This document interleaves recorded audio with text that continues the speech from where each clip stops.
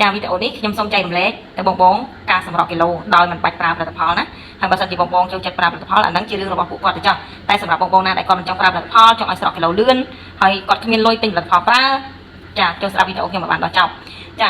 ពីដំបូងខ្ញុំសូមឲ្យបងកាត់បន្ថយការញ៉ាំចំណីអាហារដូចជាបាយនំចំណីអីហ្នឹងគឺយើងញ៉ាំឲ្យទៀងពេលដូចថាកំណត់ម៉ោងអញ្ចឹងណាលក្ខណៈថាយើងញ៉ាំតែម្ដងទៅកុំឲ្យញ៉ាំរហូតរហូតពេកចាញ៉ាំម្ដងយកមកសំរុំបានហើយកម្រិតថាយើងញ៉ាំបាយមួយថ្ងៃយើងញ៉ាំ2ចានយើងកាត់បន្ថយញ៉ាំតែ1ចានបានហើយ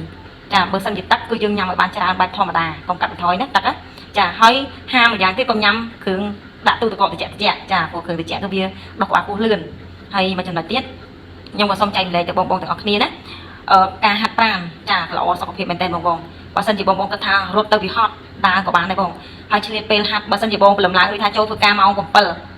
អញ្ចឹងបងអាចងើបហាត់ប្រាណរយៈពេលម៉ោង4កន្លះ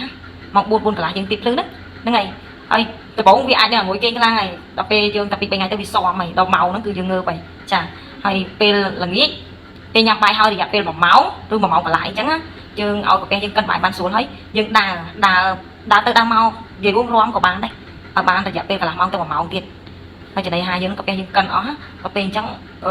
លក្ខណៈមួយថាគេក៏បានស្កប់ស្កល់ក៏ឆាប់ឆ្អែតហើយសុខភាពយើងក៏ល្អដែរចាអត់ធ្វើទុកអីទេ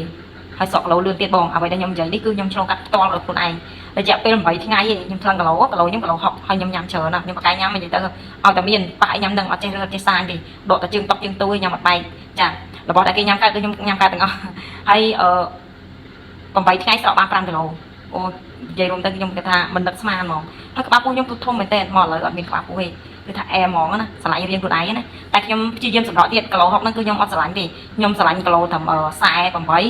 49ខ្ញុំស្រឡាញ់រៀងប៉ុណ្ណឹងព្រោះរៀងខ្ញុំពីមុនតែគីឡូ46 47 48ឯងឡើងអស់ហើយតែ49តែឥឡូវវាឈានដល់គីឡូ60ដល់ពេលអញ្ចឹងអូយ